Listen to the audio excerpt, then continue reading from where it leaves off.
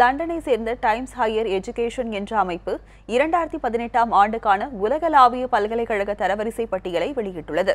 இதுகுறித்த கூடுதல் தகவல்களை தற்போது பார்க்கலாம். உலக அளவில் 43 நாடுகளில் இருந்து சுமார் 450 பல்கலைக்கழகங்கள் தரவரிசை பட்டியல் இடம்பெற்றுள்ளன.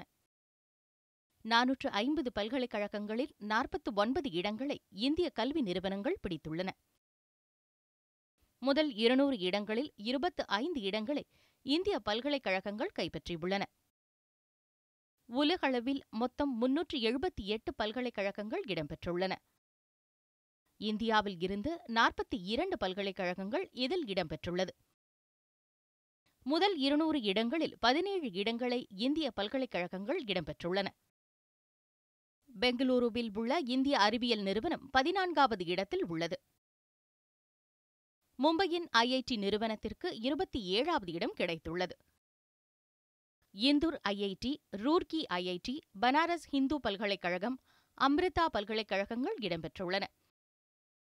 இந்த தரவரிசை பட்டியலில் 72 பல்கலைக்கழகங்களுடன் சீனா முதலிடம் பிடித்துள்ளது.